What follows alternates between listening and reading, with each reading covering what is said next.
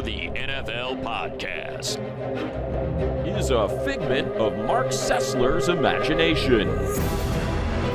Welcome to another edition of the Around the NFL podcast. Dan Hans is here.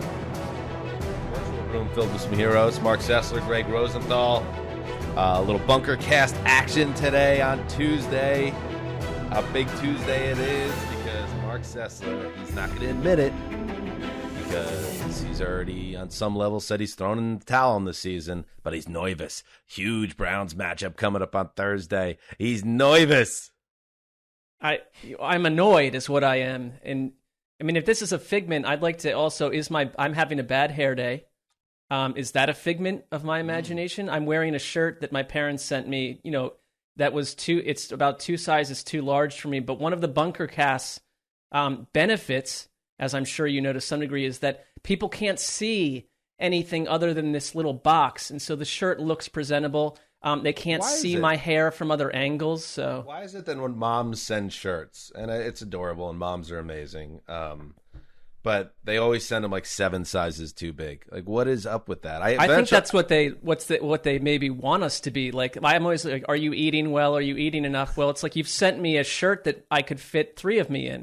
It's like this is a shirt for a 500-pound man, mother. What is happening right now?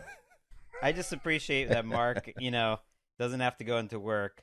So he's going to put in the most comfortable thing he owns, a button-down, checkered. 2 sizes too big. 100% polyester. Well, I've never worn this on our show before, so I'm premiering it right now. All right, this is a good one. Good pod. Good Tuesday pod. Like the Tuesday pod during the season. Chop it up a little bit. Have some fun. Arif Hasan, who covers the Vikings for The Athletic. I love this Vikings team. I've always had a soft spot for the Vikings, but the complete stupidity of their 2021 season. It's just a big, stupid, dumb, fun season so far. And as they hit their bye week at 3-3, this feels like a good time to check in with Minnesota, and Arif is a friend of the show, and I feel like he's going to give us some answers trying to figure out this team. So that's coming up. We also, the aforementioned Cleveland Browns, have a very important football game, a monumentally important football game coming up on Thursday, and we're going to get into that. We're going to preview that game against the Denver Broncos, 2 teams sitting at 3-3 and trying to figure out what happens next in their season. But before that, how are you, Greg? I'm great. Yeah? How Great. are you? That's nice. I'm good. Deb and Keith, I picked them up at the airport today, so I got my parents in town. So my mom could give me a XXL size shirt in person, so that'll be nice. And I'm gonna have a couple Tito's with the old man and enjoy the Mark Sessler Thursday night recap a little later this week. I think my mom. I mean, I feel like my mom stopped giving me shirts. I don't know, 15 years ago, because I was a jerk to her. I was just like, stop giving me shirts. I mean, Greg, we've posited that you were born 15 years ago, so it's at some point, born age 32, standing up. Grows up, yeah. No, but I think what for me regenerated my mom sending me shirts as an adult male was being on the television. And she's like, "Oh, you look sharp in this shirt. You look handsome." I want you Mom, to wear come this. Here is my mom, by the way. Here's Deb Hans, who just went in to get her purse. That's Debbie. Hi, Deb. Love her. Good to see She's her. the best. She's a legend. Hi, guys. Did you bring me a shirt? Actually, I can't tell you what I brought you. It's a surprise. Oh, all right. Well, all right. Spicy. What's better than mom's? We ruined the surprise. All right. All right, let's do some Monday Night Football. Allen, under center. Sneaking. No, I don't he know. did not make that. I do not know. Let's see where they spot it. He did not make that. The Titans think they have stopped it. Let's wait. Allen tried to sneak. He got nothing, or so it appears. They got it. They got it. They did it. They did it. Yes. Not yes. Not yes. Hell yes. Yes. When in doubt, get the radio call. Those guys are amazing homers, especially Mike Keith and Dave McGinnis for WGFX. Titans win. What a victory. What a victory for the Tennessee Titans, who, a few weeks back, fell on their butts against the Jets of all teams. And now, in Monday night, they go toe-to-toe with the Buffalo Bills. Derrick Henry goes mad running for a $143 and 3 touchdowns, and they get that goal line stop at the end of the game. A lot of hype and talk around that game and the decision Sean McDermott made to go for it there. Greg, your thoughts? Let's start there. Let's start at that 4th down. It's 4th and less than a yard. The Bills have a chance to tie the game. Instead, Sean McDermott leaves his offense on the field. The execution obviously wasn't there, but what did you think about the decision? Yeah, I like the decision. I don't love Josh Allen's decision to kind of veer left there necessarily. Looked like maybe a bigger hole on the right, but he slipped. I mean, a game comes down to them navigating slipping. the QB sneak strategy. I like it. I mean, it's up to the QB where he goes. It looks like there's a bigger hole there. Jeffrey Simmons is sitting there. They kind of won. It wasn't atypical of the night. I thought the Titans' defensive line, even though they gave up a ton of yards and points, played pretty well on the interior. It very much was a Mike Vrabel, our guys are bigger than your guys type of game, which worked on when the Titans were on offense. Did not work when the Titans were on defense, except in a couple spots. They won up front, and they got a little lucky there. That's what you need to do to beat the best team in the league. I mean, in the fact that Josh Allen, he's 29 of 32 on 3rd and 4th down sneaks career-wise, I like the decision personally. I think for me, coming out of this game, it doesn't change how I feel about the Bills. They're 4-2. They easily could be, with a few things different, 5-1. They fit right there. They're still, for me, the class of the AFC. But mea culpa, because on our Friday Around the NFL broadcast show, and I'm getting killed by some people in the Tennessee area for this, I said that this game would be a primetime embarrassment for the Titans, and you're getting put into one of those little mashup films of every talking head loser that predicted doom for Tennessee. But it's like, I think that week 1 crushing by the Cardinals was a poison pill for a lot of people that just kind of wondered what Tennessee was going into this season. But it's Derrick Henry, and just watching him run, I feel like his early touchdown run that made it 7-6 it's just sort of a thundering announcement every time he barrels down the field that way. And I made this comparison before to you guys. I'm trying to figure out like how to describe what I see when I watch him run. And the closest thing I can come to is like a gigantic steel front door being dropped off the top of a building towards 80 stories below onto crushing 4 or 6 cars. That's what he's capable of. You're making my mind do like Inception level, like gravity turns to try to figure out the comparison. But I get what you're saying, that he's a monster and a beast and pretty much unstoppable like gravity. The Titans aren't like a great team. Well, they might not even be a good team. They haven't had A.J. Brown and Julio Jones on the field together almost at all, which is nice. However, the one thing that the Titans are battle-tested over the last couple of years, and they are afraid of no team. And I think we saw that if you put them, and this is why, Mark, I don't even remember you making that disparaging comment about their chances in this game, but that's why when you think about it, you take a step back, you realize the pedigree of the team and what they've been able to do the last couple of years. The fact that they're playing at home, the fact that it's under the lights and that crowd was going to go mad, not that's stunning in retrospect, but at the same time, it's the Bills who have been a much better team this season. So you just got to give the Titans a ton of credit, and it really changes the shape of their season because I think they go from a team that a lot of people had questions about, whether it's the coaching staff or whether the roster is as good as it needs to be. Well, now I feel like this is going to be similar to a lot of the other Titans teams where, yes, they're not going to go 14-3 here, but they'll go 10-7 or 11-6, and they could be trouble in the playoffs because they have. And I was thinking about this, boys. I'm curious where you come down on this. I'll start with you, Greg. In my football fandom, my choice for best running back of the century is Adrian Peterson. And when he was both before the knee injury and then especially that first year after the knee injury, I just thought he was special to the point where he was an all-time great. And this Derrick Henry, and it wasn't just yesterday, obviously, but this run that he's been on for 3 years, if he stays healthy this year and puts together a record-breaking season and 2,000 yards again, is he the best running back of the last 20, 25 years? Is this who we're watching in these games? I don't think so, but he's going to have the best numbers over a 3-year stretch, the most dominant 3-year stretch any runner's ever had. But I don't think that doesn't mean I don't think he's the best.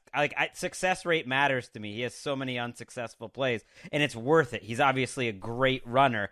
But the fact that he piles up those 1-2 yard runs before he ends up breaking them, I personally would take a guy like a Peterson or a LaDainian Tomlinson if we throw Falk into this century.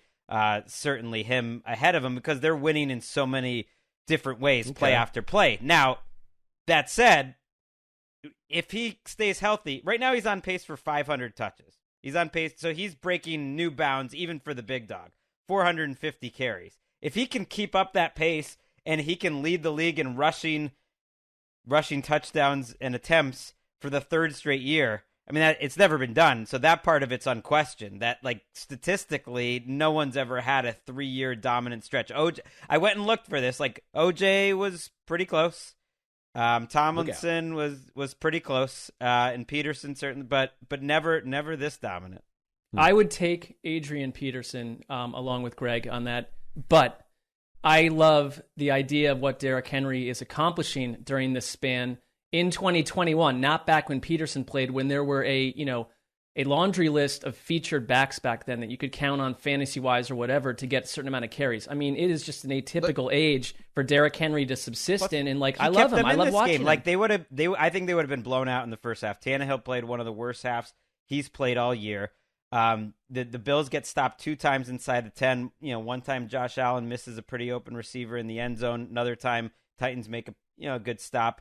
But for the most part, the Bills' offense is doing what they wanted. And if Henry doesn't pop off that run and Henry doesn't keep them afloat in these games, they're done. I want to see what this offense looks like with A.J. Brown and Julio healthy and together. And I don't even think we got that last night because they're going, Julio's but going. Aren't they done the last 3+ years without Derrick Henry? They're not who they are. But this is extra because the offensive line to me is a lot worse protecting Tannehill, and the defense is still showing very little signs of life. They had a couple last night, but not many. Taylor Lewan got hurt in this game.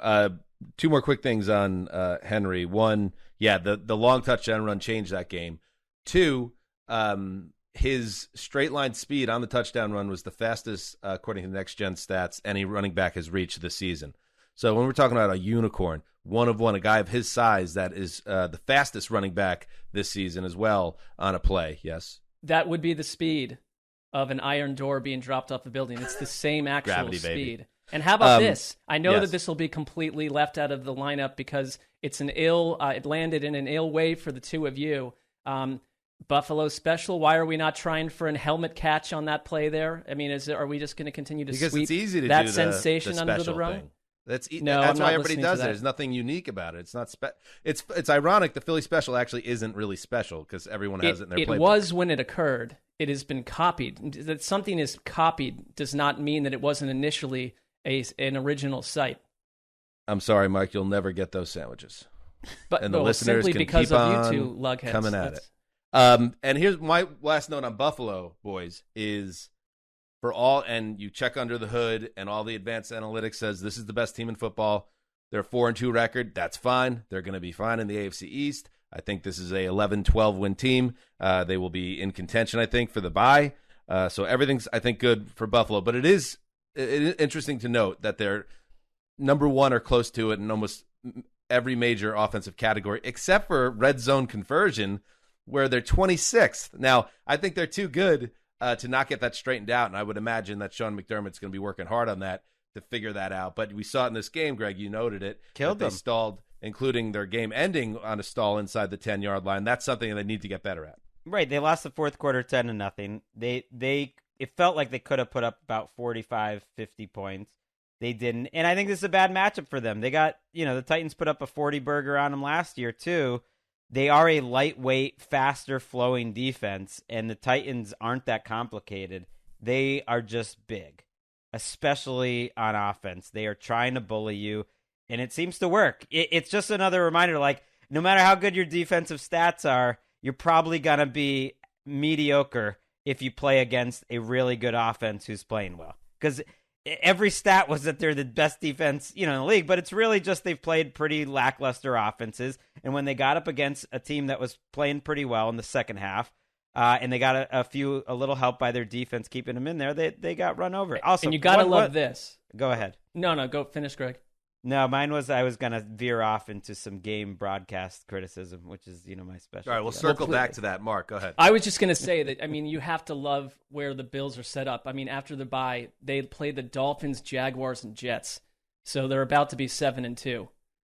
All right. Now, Greg, please on your broadcasting tips. Let's hear some Greg game broadcast honking. Well, we've gone back and forth about this crew, and all I've got to say is they didn't discuss whether that was a good decision or not to go for it in the moment. Like literally, it didn't come up. They didn't explain the situation. They had a timeout to work with too in there that ended up being taken, I believe, by the Titans. Didn't come up. Just sort of overwhelmed by the moment. I put that on the play-by-play more to set it up for the thing, but it's crazy to watch. It's a crazy situation. And overwhelmed I'm by not the enjoying moment it. feels a little strong, but I see what you're saying. I don't know. Maybe this isn't letting him It off just the like hook. happened. It literally just happened. Like the conversation's happening on Twitter, but it's not happening in the broadcast. And that was one of that is a moment that like coaches would have never gone for that in the past. Right. He did it with no hesitation here. It decides the whole game, and it took until after the play of being like, oh, I like that. To your point on that, It's yes, bad play-by-play. It is the job of one of those three dudes to bring it up. And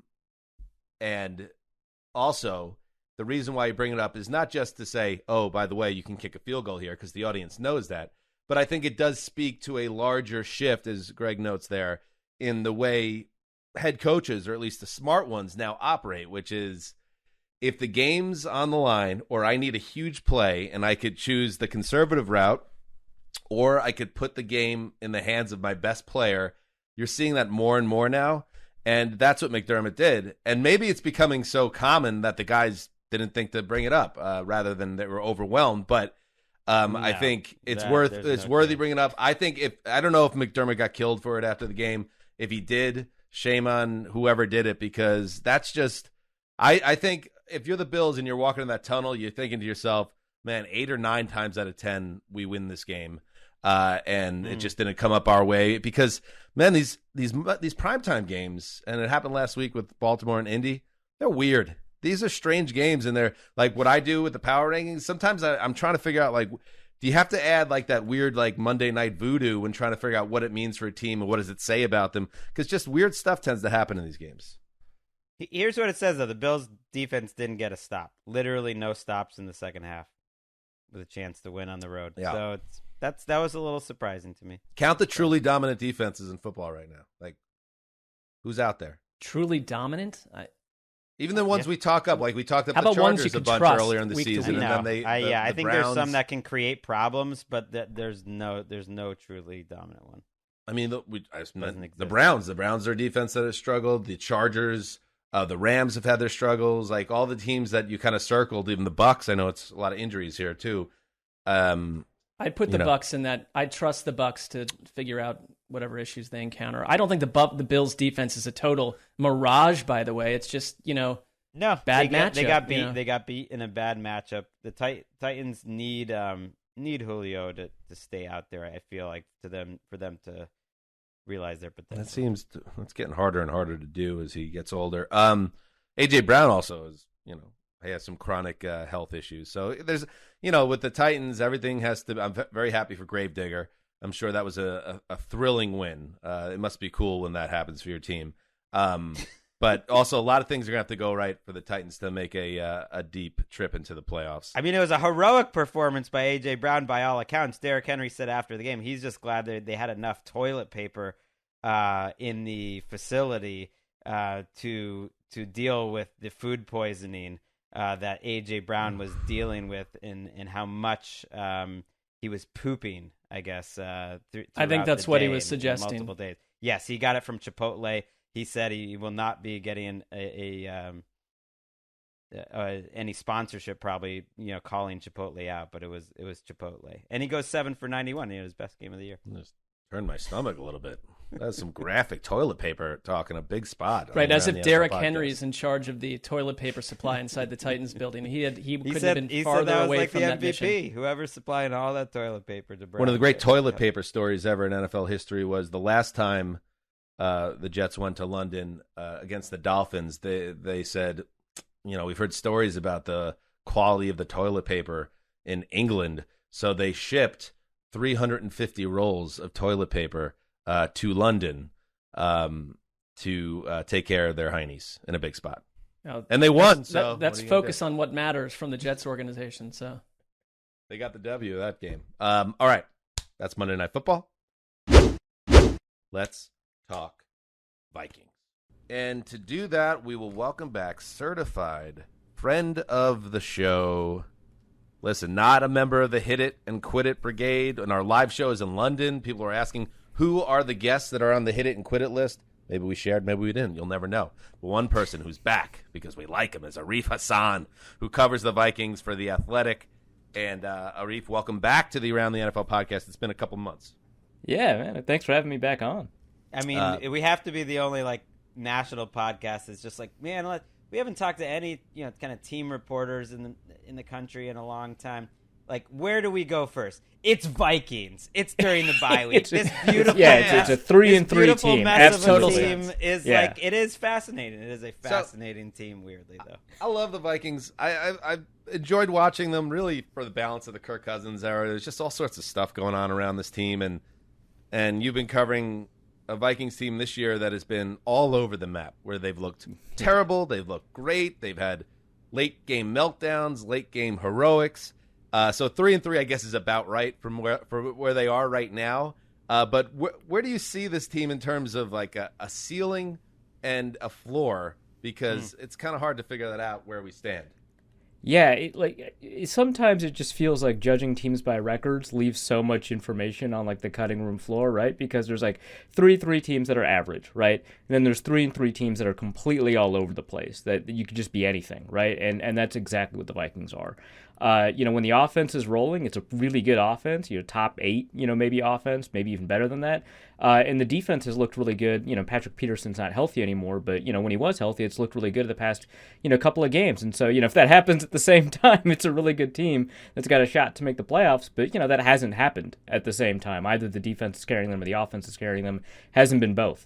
And so when those things kind of collapse, they're a bottom tier team. The offense can't get going, play action's not working, deep shots aren't there, defense is giving up, big plays. So, I kind of wish I had an answer to kind of what trajectory the Vikings are on. But it is a wide band of outcomes. I mean, I could see them pulling off a run of 5 straight wins. I mean, a tough part of the schedule to do that, but I could see that. I could see them doing 5 straight losses. I could see them losing by multiple scores. I could see them winning by multiple scores. Anything is on the table with this team. Total chaos. Yeah.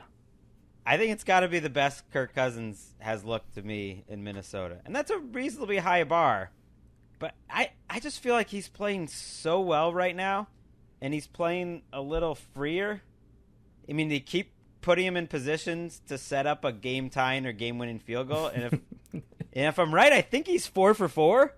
Joseph isn't 4 for 4, but I think he's gotten him in that position. Well, he had the Browns game. That was the only time that he wasn't able to do it. Right, and that was a Dalvin Cook. That was a little different. But when it was just he has we need not a field screwed goal, up a game-winning drive attempt. Yeah, right. And at the end of that game last week, I want you, since we've talked about this so much on the TV show, to break down the shove with Zimmer, because I'd like to talk about Cousins' play, but the interpersonal dynamics between the shove and the moment that Zimmer's face appeared to be truly angry at Kirk Cousins, or just what is happening? I'm getting shoved now. What do you think is going on? Let me just tee it up for the audience that might not know. This was the conclusion of the Week 5 game when Greg Joseph hit the field goal to save them from absolute horror. Home loss to the Lions. Arif, take it away. Yeah, I think Cousins is just trying to be a dude. He's just a guy trying to be a dude. I don't know that he's got a lot of experience in that department. So he initiates contact. Zimmer, I don't think likes it when other people initiate contact. So I think reflexively, he's reacting to that. But I think they're kind of enjoying the moment and they're caught up in the emotions. And Zimmer's got a reflexive response. It doesn't help that the one guy is holding Zimmer back, and that makes everything look 10 times more dynamic than it actually is. Zimmer's about to throw one on Cousins. And of course the next week there's a shot, obviously taken by the Vikings, but there's a shot of them coming out of Panther Stadium into the tunnel where they're waltzing or something. I don't know. But I feel like that is like a direct response to the weird coverage surrounding, which I entirely deserved weird coverage, by the way, surrounding the Cousins' and Zimmer's reaction to the game-winning field goal. I would ask you this. I mean, it's like I think there's these camps that, now everyone is in love with Kirk Cousins over the last couple of weeks. That's fine. But it's been long stretches of time where it's the Kirk Cousins is the reason the Vikings can't go from kind of good to great. I would ask you, though, is maybe, you look around the league and we've got all these young, aggressive coaches. And I listened to your pod, Norse Code, which I think is a great name for a Vikings pod. And you talked about even watching last night's game where like, oh, wait, there are fans out there, like a Titan fan, that has the experience of just watching their team go in and do what they do well, focus on their strengths, and manhandle someone else the way that you'd hope. And you're looking at the Vikings, and it's like this hot and cold thing. Is it actually maybe Zimmer who is the guy who's on my radar is holding this whole operation back? Because to me, he feels like someone who's stuck in like 1996 while the rest of the league is evolving and changing. And he's also very cantankerous. I don't know, like, is he happy? Oh, is anyone happy with him? What's going on here? I get it. And thanks for the podcast plug. It means I don't have to do it. Sure. Zimmer's like really weird because, in some aspects of football, he's like way ahead of the curve. He's like a really innovative defensive mind. He's very flexible when it comes to that defense. I mean, they've changed and shifted their coverage rules, their coverage shells, what they like to do on defense so many times. I mean, a lot of people know him for the double A gap look, but there was like a period of time in the middle of his tenure with the Vikings where he didn't do that very much at all. He just found other ways to create one-on-one matchups. And a lot of people are taking what he does and from a front perspective and applying it, to defenses nowadays. And so there's some areas where he's very innovative, very adaptable, and there's some areas where he's just like, yeah, you got to run the ball to win. I mean, that's just how football is. And so you just kind of have to like figure out where he is in some respects in that regard. Like last year, they were one of the more aggressive teams on fourth down. If you take a look at, the various bots out there about, is it good to go for it or not? The Vikings were like a top 10 team on fourth down aggressiveness. This year, they're like third to last. So sometimes it's just like very weird to figure out kind of where the Vikings are. I don't know that Zimmer is directly holding back the offense from being kind of a pass-forward, innovative offense, but I know that his presence kind of does that because the only types of offensive coordinators that he's ever going to hire or bring on board are the types of offensive coordinators that agree with him in the running game. So I don't think he's like interfering with like the way the game is called and asking for them to do this in the game plan. He tried doing that with John DeFilippo, and that did not work out, so he just fired him. And so he brings in offensive coordinators that and you take a look at like what Pat Shurmur did after he left. You take a look at what Kevin Stefanski's done after Zimmer's left, and they're doing the same stuff that they did, with Zimmer. So it's entirely about kind of who he's bringing into the building and the culture that he's trying to establish, which is, I think, from an offensive point of view, a little bit backwards. Now, Clint Kubiak comes from that tradition. He is doing some kind of newer stuff. The Vikings are doing motion a little bit more. I think they've hit league average in pre-snap motion rates. They're much more willing to have 3 receivers on the field at a time, which, like, what an innovation that is. But, like, it is a little bit more modern. The Vikings are getting rid of the ball really quickly now. Like, I think Cousins has one of the faster times to throw. First time in his career that he's ever been in the top 10 in that category.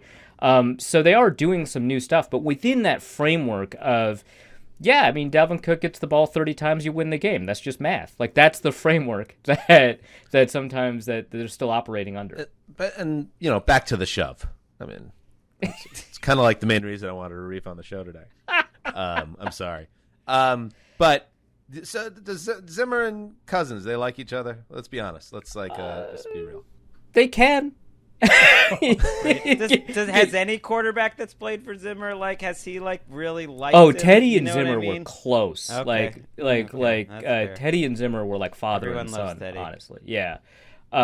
Zimmer was real broken up about the fact that they had to move on from Teddy. Which, I mean, did they have to? I don't know. I think he's kind of maybe transferred that resentment onto Cousins. I think that's kind of an unfair, son-in-law sort of you have to live up to these expectations sort of thing. But yeah, I mean, we asked, because the Broncos held joint practices with the Vikings this year, and we asked Zimmer about Teddy, because of course we did. Why wouldn't we ask about that? And he just went off about how much he loved the kid, which is great. I mean, you're right, everybody loves Teddy, but it's very much when Cousins gets hit in the head when he's sliding or something like that. Yeah, Zimmer will be mad and he'll yell. But like when that happened to Teddy, especially I think against the Rams a couple of years ago, Zimmer went onto the field. He was ready to fight some players. He yelled at refs 3 different times in the same game. I mean, this is over poetry one to hit. Greg here, so just keep going. this With is the Greg business. This is such a Kirk Cousins storyline, though, because this was his thing in Washington. Oh, with all yeah, the talk yeah. of like, Absolutely. well, the coaches and the players, they don't really like love the guy. Has his level of play helped change that? I Do you think think so. in Minnesota? Because they obviously like Jefferson and they obviously must respect him. He's delivering some dimes right now, and he's coming up pretty big in big moments. I think Osborne especially, right? Like a guy that didn't even get an offensive snap last year, had like less than 600 yards in his final year of college. Like, yeah, no, absolutely. Osborne, I think, is probably on board with what Cousins is doing right now. But yeah, like I think that he's earned their respect, but I think respect earned solely through level of play is like fairly thin ice, right? Because that could just fall off if your play falls off. Whereas like, Teddy won a locker room, right? Like he's not even playing all that well and people love him, right? And so that's I think a little bit harder to lose that kind of respect. So that's kind of the question, right? If Cousins kind of folds, right, and he's a streaky quarterback, like you're right, especially at the beginning of this year, Cousins was on this incredible hot streak. Now it's like a little bit less true, but he's still kind of up there in terms of like a lot of statistics and, like you said, clutch moments. But if the streak turns the other direction, which historically it has, is he going to be able to maintain that respect? I mean, Justin Jefferson his rookie year. And these were just field outbursts, so they might not mean much. But there was like a time where he got caught on the mic, yelling that he was open and Kirk didn't throw it to him, right? I believe, he cursed a little bit of a blue streak as well.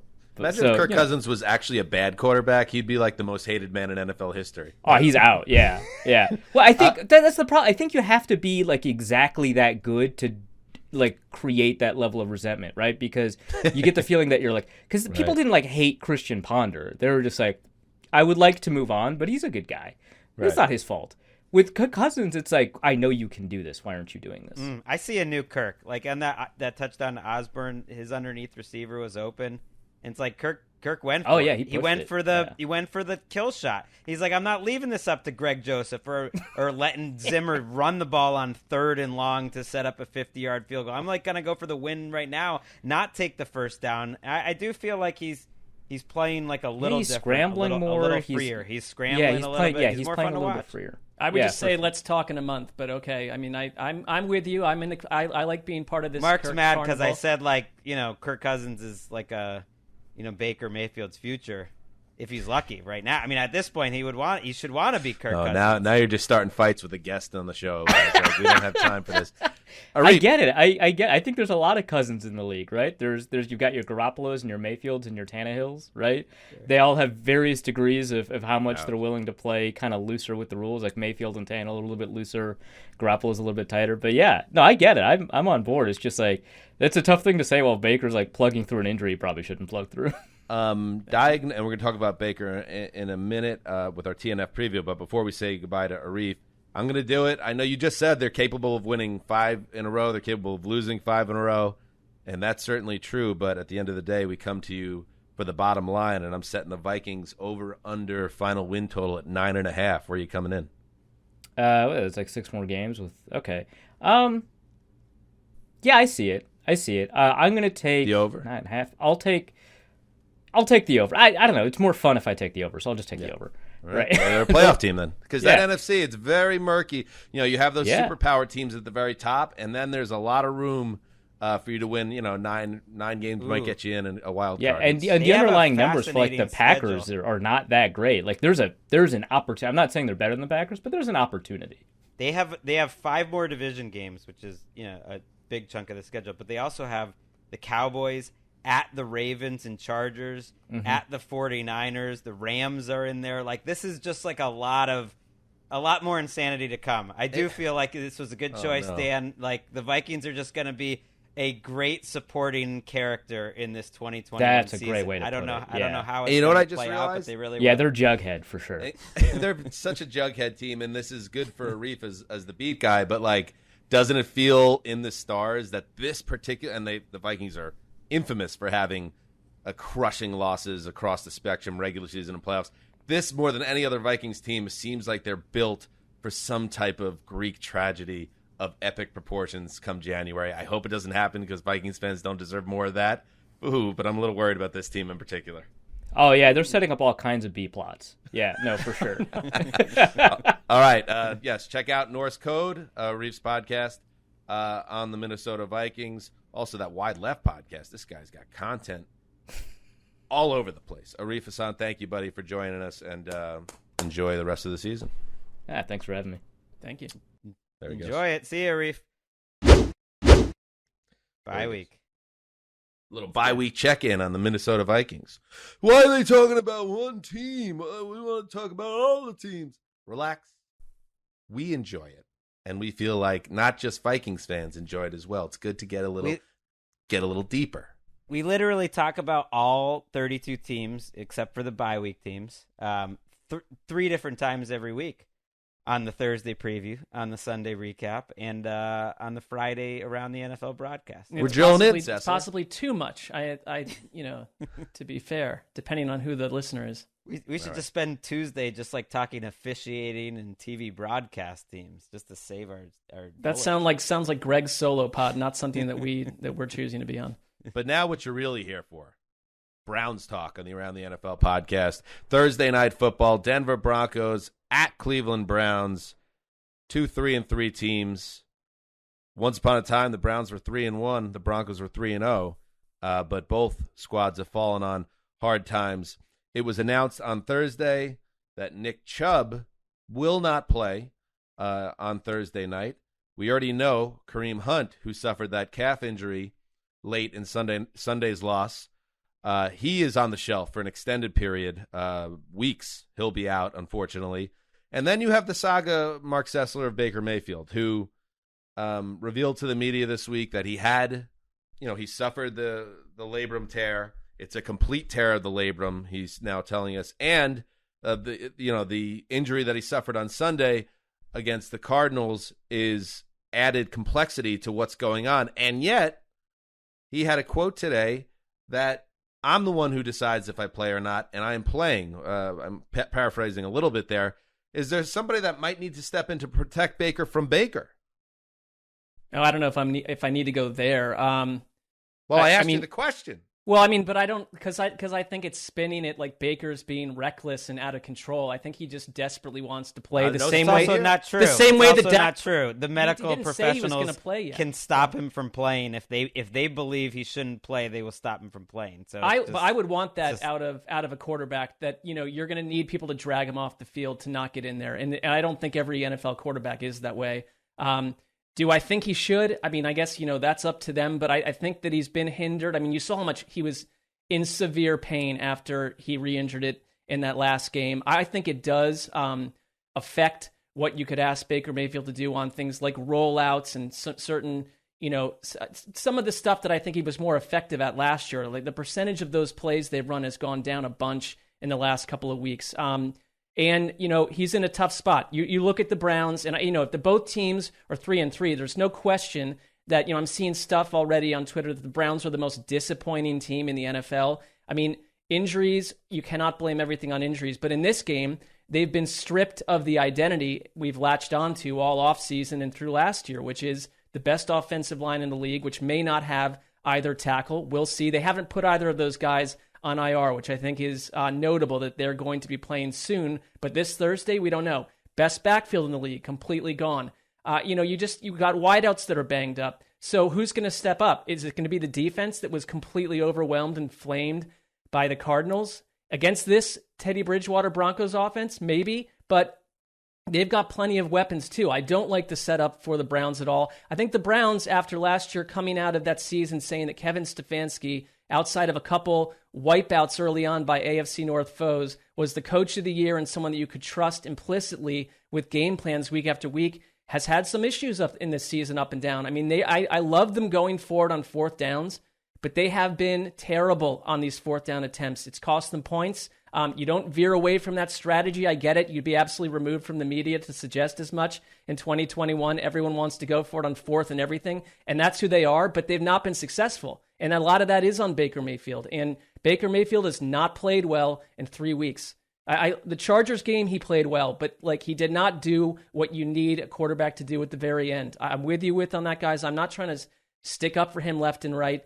This is a very tough spot, and Von Miller, before today, basically announced that he is going to destroy whatever human Mark's being they level attempt of to put at nerves left in a tackle. game for the Browns is directly correlated to how long his monologue is. Well, no, because you get one shot on this show to talk, so then it's over. But I'll tell you something else. Like, it's not nerves. It's not nerves. It's like they are. You can have as many shots as you want. If anything, I feel honestly, and you guys may deal with your fandom differently. Like my move is typically to start to detach emotionally because I don't really like where this is going. The vibe is ill right now. I don't like the vibe of the Browns at all. I told you that going into the Cardinals game. They don't stack up, and now they're completely depleted. Well, this matchup sets up perfect because the Broncos are, if not the worst, among the worst teams in terms of pass rush, win rate. So you would think you don't get after Baker too much. I'd love to see, if those tackles are playing. I think they both might. We don't know. That's a huge factor. The issue with Baker's injury, though, and saving him from himself is he's the one that keeps getting himself hurt. His number one fault as a player is getting sacked. He is second worst in the NFL in like a stat PFF has, which is like converted pressure into sacks. He's one of the most sacked quarterbacks in the league, and yet he's one of the least pressured quarterbacks in the league. You can see it. He thinks he's Russell Wilson. He thinks he's Aaron Rodgers. The play he got hurt on was a play. He just held it forever, and he thinks he's going to make these plays, and he does sometimes. I mean, he couldn't have made that Hail Mary without great escapability and incredible arm. But more than those great, like he doesn't make them at a rate that it's worth it, and he gets sacked a lot, and a lot of the time it's on him. Like they have protected him well, and the calibration of when to let go of the ball has not been there this year, especially on Sunday against the Cardinals. Like those sacks were on him, and so that's it. It's a lot of things. It's receivers. It's the offensive game plan. But like that's the number one thing I think he needs to fix. And I think the Broncos are a great team to do it against because they're really struggling to do anything defensively. We thought they'd be a good defensive team, and they're giving up 30 a week right now. They're banged up too at linebacker. Denver has lost 3 straight games, and they're not getting after the quarterback. They're struggling to protect Teddy Bridgewater. Bridgewater, when he's pressured, is making mistakes. He had 3 interceptions, one of them in garbage time, but he didn't play well at all last week. He was sacked 5 times. They're missing opportunities. So it's like my take on the Browns, because, yes, they are banged up. A lot of teams are banged up. The Browns are especially banged up right now, but you just no-showed against the Chargers. You're in your building. It's a short week. You got a struggling Denver team. Myles Garrett, clean up. Kick ass, win this game on your own. Baker, if you're playing, find a way to get Odell Beckham involved. Make some big plays. Get a couple splash plays. You're not going to need to score a ton of points to beat the Denver Broncos, but you're going to need to score a couple touchdowns. And I think there's still star talent intact in Cleveland. And at home on a short week against a struggling team, win a game and then take the mini bye and try to get healthy. I think this is like a survive in advance, because I think if Cleveland doesn't win this game, all the things that you're saying, Mark, about kind of the bad vibes and the bad juju around it, it's going to amplify. And they're going to be really, if you're hearing buzz now about the Browns being one of the most disappointing teams, if they lose at home on Thursday to the Broncos, it's going to be amplified times 2. So they got to find a way in this game. And to your point with Myles Garrett, I mean, Teddy was sacked 5 times. He took 13 hits against the Raiders. The Raiders blitzed on 3.6% of the time that game. So, that's another quarterback that's taking punishment. And this defense, for how stacked their secondary is, they have given up 23 pass plays that are 20-plus yards, which is worse than all but 7 other teams in the league. So there should be opportunities. This defense has not become what we thought it would be in August. Not yet. And their offensive line is not perfect by any stretch of the imagination. So Myles Garrett does need to show up. He has to have one of those games where you unquestionably look at him as a defensive player of the year type candidate. Even 3 last sacks, week, force though, a fumble, go nuts. Even last week, though, I thought their defense kept them competitive in a way that the offense couldn't stack up. There was a stretch in that game where they forced a couple 3-and-outs in a row, and they stopped the Cardinals from scoring touchdowns on short fields either 2 or 3 times in a row. And that was like a 5-drive set there. And that's where the offense needs to, it's 2021. Your offense needs to take advantage during that stretch. You can't ask for that much more against the Cardinals. If you throw away the Chargers game when they didn't have Clowney or Ward and they really were injured on defense or getting healthier now, I think they've generally shown they can beat some bad teams or that they can make a difference. And right now, the Broncos offense is mediocre at best. You're counting on Tim Patrick and Cortland Sutton to make plays. Javonte Williams is absolutely a good running back, but this is a mid-level offense that was counting on their defense to be very good. Instead, the defense is as bad or worse than the offense. I do think the Browns have more players. I think they have more ways that they can beat you. I'd love to know that the tackles are playing, or even one of them. That certainly would help the passing game against Denver. But I do think the matchup works out okay, because Denver right now, they just can't get after the passer. And I think the Browns will be able to score enough to win. They got to win this game. They are favored, not by a ton, but if Baker's playing, you got to win this game. You can't go 3-4, when you're really honestly playing a team in Denver that is beatable no matter. Right. The injuries are one thing. I'm not putting this all on the injuries. I mean, you're right, Dan, that there are 5 or 6 teams that are scattered on that front. Look at the right Ravens. Now. Well, the Ravens, they have 17 players on IR. That leads the league. They're not all premier players, but you're right. Their position groups were wiped out going into the year. I mean, look at the Broncos. Where's the excuses? Right. The Broncos are very similar, and Teddy Bridgewater showed the strain of it last week. He collapsed in that game. He played an awful game, by far his worst. Where are game. we at, Greg, on the team of, was it Thal? The team of Thal? Team of THAL. THL. I mean, they're not playing well. I thought the defense would be a lot better. They're hurt. They're going to get Jerry Jeudy back, which I think will help, but it's not going to be for this game. It doesn't look like. And that was what was going to make them special. All of these guys to throw to, plus a good defense. The defense, isn't good. That surprises me. I think Fangio maybe can figure some things out. They're still healthy in the secondary. They shouldn't be this bad. But they need to win this game, too. This is kind of a, boat sailing and different, Fork in the road game. Yeah, that's right. That's it. Fangio's answering questions about his job future already, right? Which is not surprising. If the Broncos could win this game, they get to 4-3 again. They hope they get Jeudy back, and you just hope that this is a bad stretch of the season. If their defense doesn't get better than this, they're cooked. They're cooked. Pinch yourself, Greg. You got Geno in prime time, 3 or 4 weeks in a row here. Geno versus Jameis in prime time. Geno versus Jameis. Stupid. You got. And now you're going to get the team of Thal in primetime against Mark's Brownies. And by the way, I'll be listening in like the rest of you. Mark says he has a special guest joining him for the Thursday night recap. So, I feel like win or lose, you're going to want to check out and see, get Sessler's temperature. Well, by the way, that wasn't some sort of power move where I removed you from the TNF recap. This was something, behind the scenes. You have family there, so I'm hoping that you're okay with that. You said you will take a seat and I will make a power move. Those are your exact words. That sounds like something I'd say, right? Yeah. Well, I hope it works out for you, Mark. Well, isn't it better for you if it goes terribly, terribly poor, and then I have to respond to we're that? all on one podcast. 4 minutes later. We want it to go well. You're really building up this special guest.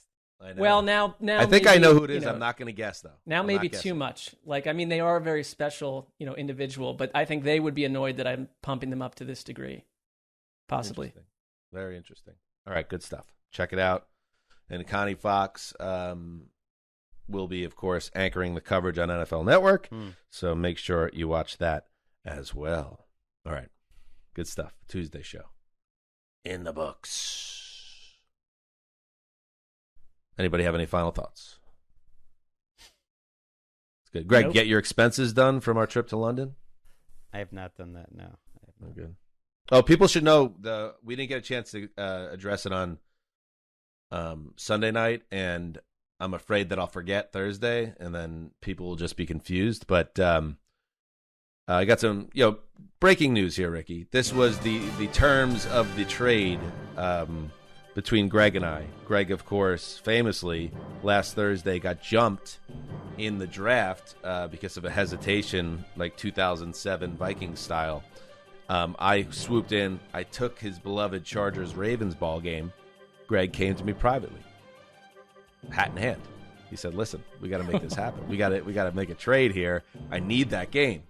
And I saw leverage, and I exercised it. And I said, "Okay, you can have that game on Sunday. That will be your game that you're primary watching, and I get to jump you at any point in the season going forward in drafts 3 times on 3 occasions. So I have 3 jumps of Greg Rosenthal starting in week 7 through the playoffs. We're really week 7 or week 18. So keep an eye on that because I'm hoping to make the jumps really hurt, quite frankly. I want to really to stick in Greg's side and be like, I knew you were man, the Chargers and Ravens, it wasn't even a good game. Like, and I gave up all what would be the best for the show? Because I said you could just jump me the whole rest of the season, but you, to your credit as a host, realized like, there's not as much excitement in that. It'll feel more drama with this setup. I mean, Greg, I have to ask. I mean, your first lever pull was in Mike Tice fashion to completely miss the pick. And then you turn around and overcompensate, Dan, to an extreme level. The Greg's inner front office is, I would say at this point in turmoil. It's Belichickian. It's like I live in the moment, though. And then ultimately I realized, like, if you just told me I'm picking third the rest of the season every week, I'm fine with that. Just give me the game I wanted this Sure, week. downplay it. Downplay it as you need to. That's fine. Fine with that. All right, good stuff. All right, you do get the turn, you get the. What was that? I don't know. That was the snake. That was a snake? I don't know. I can't make a snake sound. That's the snake. All right. Schedule. Thursday, preview show. Friday, around the NFL broadcast. The numbers we're just doing huge numbers, both nationally and internationally. We're doing big numbers. So if you want to get on, it's like getting on the surfboard before the big wave, before it's like, you want to be on, you don't want to miss the wave. That's my surfing analogy. Matt Money Smith probably could do it better. Get on the board because we're doing huge numbers week after week. I think you nailed it from a kind of more a importantly, it's a good show. Surfboard. It's a good show. Oh, we're getting better, and it's a good show.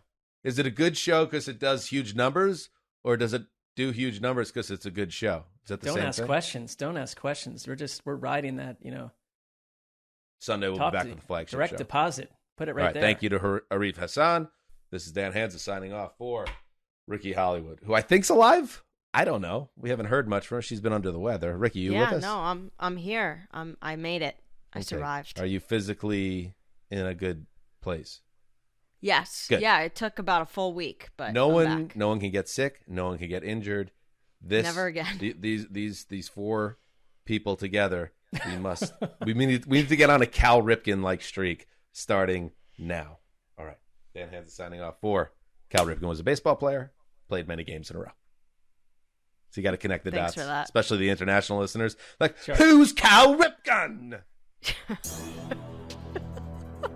Signing off for Ricky Hollywood. So stupid. The old boss. Calvin Ripken, you say? And the quiet storm. Till Thursday. Keep the call.